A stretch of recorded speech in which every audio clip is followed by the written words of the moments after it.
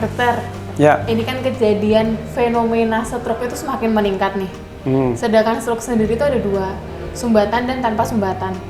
Saya dengar-dengar itu yang dengan sumbatan bisa dilakukan tindakan trombektomi. Nah, trombektomi itu sendiri apa sih, Dok? Trombektomi sendiri itu sebetulnya adalah suatu teknik. Teknik yang digunakan untuk mengangkat atau mengeluarkan trombus. Trombus itu gumpalan darah beku yang menyumbat saluran pembuluh darah. Sama seperti melalui teknik kateterisasi. Oke. Nah, kontraindikasinya sendiri itu apa sih, Dok? Kontraindikasi untuk trombektomi, kita mesti melihat dulu ya, kalau mau kita lakukan tindakan itu fungsi ginjalnya bagaimana. Kenapa?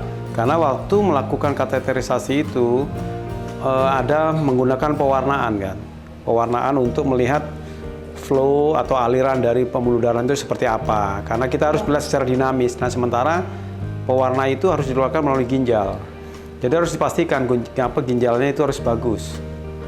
Ya, tuh. Terus selanjutnya kalau seumpamanya dalam kondisi secara umum saat pembiusan itu tidak memungkinkan untuk dilakukan satu trombektomi.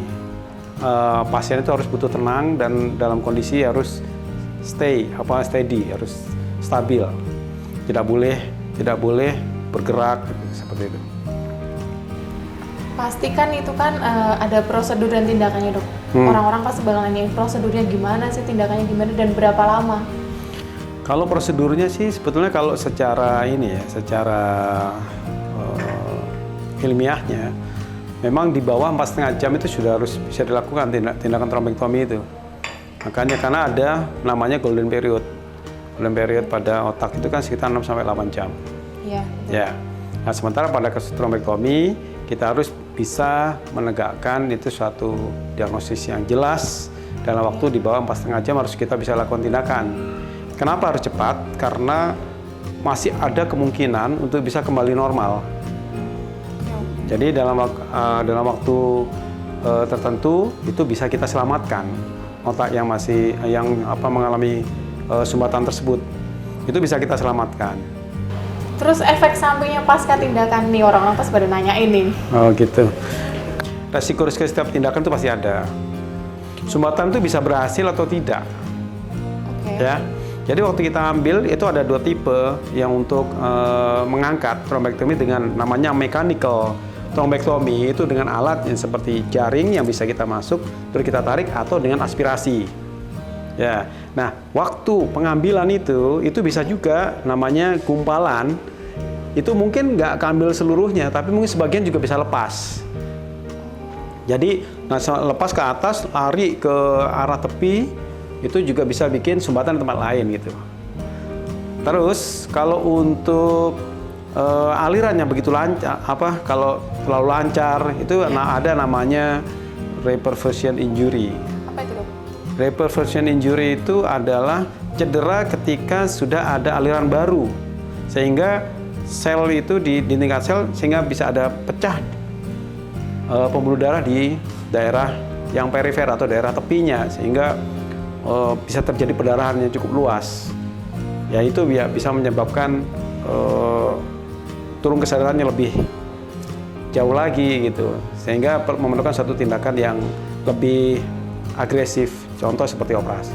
Dokter, dari pengalamannya dokter nih, sebesar apa harapan keluarga pasien pada tindakan trombektomi ini? Ya kalau kita bicara tentang harapan, sejauh pengalaman saya, siapa sih? Pastilah keluarga pasien itu akan berharap sangat besar. Betul. Ya kan? Paling tidak untuk kesembuhan kembali normal.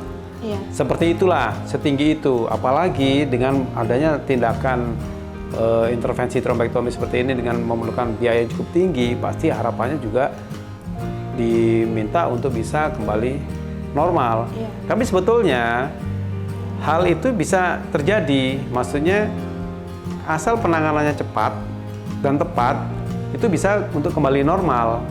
Ada kemungkinan untuk kembali normal itu cukup besar. Seperti yang saya sampaikan tadi, kalau kita lakukan tindakan itu di bawah 4,5 jam, yaitu harapan untuk bisa kembali normal itu bisa terjadi.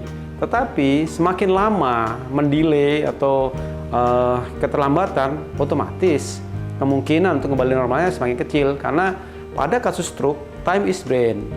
Jadi waktu itu adalah otak. Ya kan? Maksudnya kita berpacu dengan waktu supaya apa? Supaya otak itu tidak mengalami kerusakan lebih lanjut dan justru bisa kita selamatkan. Dan sekali lagi, pada kasus-kasus stroke, kesadaran untuk segera mengirim ke rumah sakit itu menjadi suatu hal yang wajib dilakukan. Dok, seru juga nih dok bahas lumpectomy. Besok lain kali kita bahas lagi ya dok. Boleh. Dulu dok. Oke.